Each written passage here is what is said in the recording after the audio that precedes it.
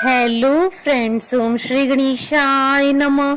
आप सभी का स्वागत है आपके अपने यूट्यूब चैनल पर। आप सभी को करवा चौथ की हार्दिक शुभकामनाएं। फ्रेंड्स, आज हम आपको इस वीडियो में बताने जा रहे हैं करवा चौथ का शुभ मुहूर्त, पूजा का शुभ समय, चंद्रोदय का समय, करवा चौथ का महत्व, पूजा विधि, पूजा सामग्री, उद्यापन विधि और करवा चौथ की पौराणिक व्रत कथा के बारे में। फ्रेंड्स, वीडियो शुरू करने से पहले आपसे रिक्वेस्ट है, अगर आप हमारे चैनल पर नए हैं और आपने अभी तक चैनल को सब्सक्राइब नहीं किया है तो प्लीज सब्सक्राइब कीजिएगा चैनल को, साथ ही प्रेस कीजिएगा बेल आइकन को, जिससे नए वीडियो से रिलेटेड नोटिफिकेशन आपको तुरंत प्राप्त हो सके। और वीडियो पसंद आने पर वीडियो को लाइक और शेयर जरूर कीजिएगा ताकि सभी भक्तों को इस वीडियो का लाभ प्राप्त हो सके। और कमेंट बॉक्स में ओम श्री गणेशाय नमः जरूर लिखिएगा। हिंदू धर्म में करवा चौथ के त्योहार का विशेष महत्व होता है। करवा चौथ के दिन सुहागनें पति की लंबी आयु की कामना के लिए निर्जला व्रत रखती है। सुहागनों के लिए यह व्रत सबसे अहम माना जाता है। करवा चौथ का व्रत हर साल कार्तिक मास में कृष्ण पक्ष की चतुर्थी तिथि को रखा जाता है। करवा चौथ के दिन महिलाएं बड़ी श्रद्धा भाव से शिव पार्वती जी की पूजा करती हैं। इस दिन व्रत में शिव पार्वती, कार्तिकेय, गणेश के साथ चंद्रमा की पूजा करने का विधान है। यही नहीं, कुंवारी लड़कियां भी मनवांछित वर के लिए इस दिन व्रत रखती हैं।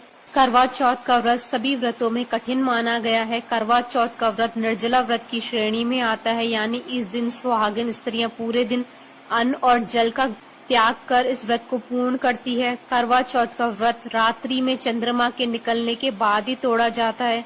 इस दौरान चंद्रमा को जल चढ़ाया जाता है। करवा चौथ के पूजन के दौरान स्त्रियां छलनी से पति का चेहरा देखकर पति के हाथ से भोजन ग्रहण करती हैं। करवा चौथ का व्रत सूर्योदय से पहले शुरू होता है और चांद निकलने तक रखा जाता है। चांद के दर्शन के बाद ही व्रत खोलने का नियम है। शाम के समय चंद्रोदय से लगभग 1 घंटा पहले संपूर्ण शिव परिवार, शिव जी, पार्वती जी, नंदी जी, गणेश जी और कार्तिकेय जी की पूजा की जाती है। और पूजा के समय व्रती को पूर्व की ओर मुख करके बैठना चाहिए। फ्रेंड्स, अब आइए जानते हैं करवा चौथ के शुभ मुहूर्त के बारे में। वैदिक पंचांग के आधार पर देखा जाए तो इस साल करवा चौथ के लिए जरूरी कार्तिक कृष्ण चतुर्थी तिथि 20 अक्टूबर को सुबह 6:46 पर प्रारंभ होगी। यह तिथि अगले दिन 21 अक्टूबर 2024 को प्रातः 4:16 पर समाप्त हो जाएगी। ऐसे में इस दिन करवा चौथ का व्रत 20 अक्टूबर दिन रविवार के दिन होगा और उसी दिन सुहागन महिलाएं व्रत रखेंगी। इस साल करवा चौथ के दिन भद्रा का साया रहेगा। हालांकि यह भद्रा केवल 21 मिनट के लिए रहेगी, जिसका वास स्थान स्वर्ग है। करवा चौथ के दिन भद्रा सुबह 6:25 से लेकर सुबह 6:46 तक रहेगी। व्रत के दिन चंद्रमा रोहिणी नक्षत्र में होगा और वरियान योग का निर्माण भी हो रहा है। ऐसे में खास योग में की गई पूजा बहुत फलदायी होगी। करवा चौथ के पूरे दिन ही सर्वा सिद्धि योग का शुभ संयोग बन रहा है। इस योग में व्रत पूजा पाठ करने से व्रत का कई गुना अधिक फल प्राप्त होगा और सभी मनोकामनाएं शीघ्र ही पूर्ण होगी। करवा चौथ की पूजा का मुहूर्त रहेगा शाम 5:53 से शाम 7:09 तक। कुल अवधि 1 घंटा 16 मिनट है। करवा चौथ का व्रत का समय रहेगा सुबह 6:29 से रात्रि 8:05 तक। कुल अवधि 13 घंटे 35 मिनट है। करवा चौथ के दिन चंद्रोदय का समय रहेगा रात्रि 8:05 पर। फ्रेंड्स, अब आइए जानते हैं करवा चौथ की पूजन विधि और पूजा सामग्री के बारे में। पूजा सामग्री: करवा ढक्कन 2, लाल चुनरी 1, लकड़ी का पाटरा, करवा माता का चित्र, धूप, दीप, रुई की बत्ती 4, रोली, चंदन, सिंदूर, फूल, नैवेद्य, जल पात्र 2, छलनी, थाली। करवा चौथ व्रत की विधि: 1 दिन पहले से ही स्त्रियां इस व्रत की तैयारी शुरू कर देती हैं। स्त्रियां अपने हाथों तथा पैरों पर मेहंदी लगवाती, अपने श्रृंगार का सामान तैयार करती है। सास अपनी बहू को करवा चौथ के 1 दिन पहले कपड़े, गहने, श्रृंगार का सामान, खाने का सामान, मिठाई, फल, सेवई, पूड़ी इत्यादि सरगी के रूप में देती है। करवा चौथ के दिन सूर्योदय से पहले उठकर नहा धोकर तैयार होकर स्त्रियां संकल्प करें। संकल्प के बाद सासू माँ के द्वारा दी गई सरगी खाएं। सरगी के बाद करवा चौथ का निर्जल व्रत शुरू हो जाता है। पूरे ही दिन मन ही मन गौरी, गणेश और शंकर जी का ध्यान करें। शाम को दुल्हन की तरह श्रृंगार करके करवा माता का चित्र बनाएं अथवा बाजार से खरीदकर चित्र पूजा स्थल के पास रखें। इस चित्र में करवा माता, शिव, पार्वती, गणेश जी तथा कार्तिक के 7 भाई, करवा भेजने वाली कुमारन, महावर लगाने वाली नाइन, वट वृक्ष व छलनी से चांद दिखाता हुआ भाई, अर्घ्य देती हुई बहन, चूड़ी पहनाने वाली मणिहारिन, 7 भाइयों की इकलौती बहन, सूर्य, चंद्रमा तथा सुहाग की अनेक वस्तुएं बनाएं। प्रचलन के अनुसार ये सारे चित्र दीवार पर गेरू पोतकर पिसे हुए चावल के गोल से बनाया जाता है। इसके बाद मिट्टी से गौरी गणेश बनाएं। एक पटरे पर माँ गौरी के गोद में गणेश जी के स्वरूप को स्थापित करें। कलश या पात्र में जल भर कर रखें। करवे में भी जल भर कर रखें। बायना देने के लिए करवे में गेहूं तथा ढक्कन में चीनी का बूरा भर दें। करवे पर स्वास्तिक बनाएं। इसमें कुछ पैसे अथवा सासू माँ के लिए उपहार रखें। एक थाली में छलनी, दीपक, 4 बत्ती वाली, सिंदूर, फूल, नैवेद्य रखें। माता गौरी को लाल चुनरी पहनाएं। सुहाग की वस्तुएं अर्पित करें। धूप, दीप, नैवेद्य अर्पित करें और उसके बाद पूजा करें। पूजा के बाद अपने हाथ में गेहूं के 13 दाने लेकर कहानी सुने। कहानी सुनने के बाद कुछ दाने अपने पल्ले में बांध ले और कुछ लोटे में डाल दें। चांद निकलने पर सर्वप्रथम छलनी में दिया रखकर चांद को देखें। उसके बाद अपने पति को उसी छलनी से देखें। अर्घ्य देते समय गेहूं के दाने हाथ में रखें। चंद्रमा को अर्घ्य दें। धूप, सिंदूर, पुष्प, नैवेद्य चढ़ाएं। फिर अपने पति का आशीर्वाद लें। सासू माँ का आशीर्वाद लें। उन्हें गेहूं से भरा करवा, पैसा तथा उपहार दें। उसके बाद सब परिवार भोजन करें। फ्रेंड्स, अब आइए जानते हैं करवा चौथ व्रत की उद्यापन विधि के बारे में। करवा चौथ का व्रत एक ऐसा व्रत होता है जिसे एक बार करने पर छोड़ा नहीं जाता, लेकिन कई बार कुछ समस्याओं के कारण इस व्रत को छोड़ना भी पड़ता है। लेकिन जब भी आप करवा चौथ का व्रत छोड़ें तो उसका उद्यापन अवश्य कर लें, क्योंकि बिना उद्यापन के किसी भी व्रत का पूर्ण फल प्राप्त नहीं होता है। करवा चौथ के व्रत का उद्यापन करवा चौथ के दिन ही किया जाता है। इस दिन आप सूर्योदय से पहले उठें, अपनी रसोई की अच्छी तरह से साफ सफाई करके स्नान करें और स्वच्छ वस्त्र धारण करें। करवा चौथ के व्रत के उद्यापन के लिए अपने घर पे हलवा और पूरी बनाएं। उसके बाद इन पूरियों को 4-4 के ढेर में 13 जगह पर रखें और इनके ऊपर हलवा भी रखें। हलवा रखने के बाद इनके ऊपर साड़ी और ब्लाउज के साथ साथ अपनी इच्छा अनुसार दक्षिणा भी रखें। इसके बाद इन पूड़ियों के आसपास चावल और कुमकुम भी लगाएं। यह सब कार्य करने के बाद अपनी सास के पैर छूकर उन्हें यह सब दे दें। यह सब कार्य करने के बाद अपने घर में 13 ब्राह्मण को भोजन के लिए आमंत्रित करें और उन्हें प्रेम पूर्वक भोजन करवाएं। इसके बाद उन सभी ब्राह्मणों का भी पूजन करें और उन्हें दक्षिणा देकर उनके चरण स्पर्श करके उनका आशीर्वाद लें। ये कार्य करने के बाद गाय को भोजन अवश्य करवाएं और गौ माता का आशीर्वाद लें।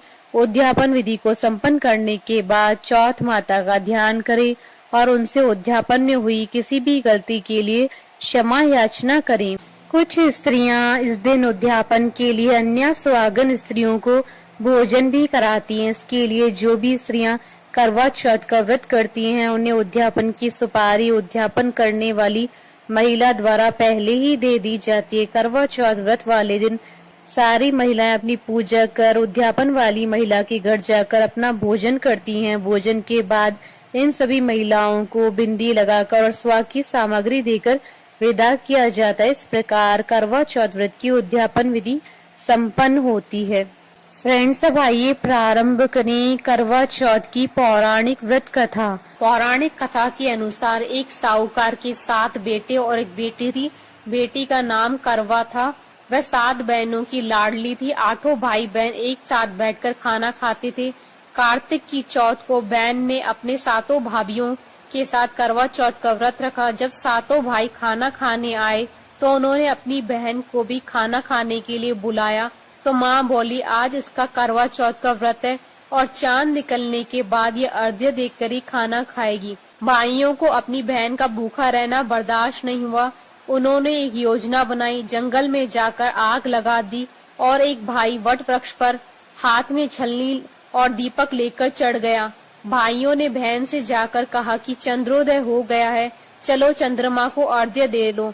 बहन भाभीियों से बोली, चलो भाभी, चांद निकल आया है।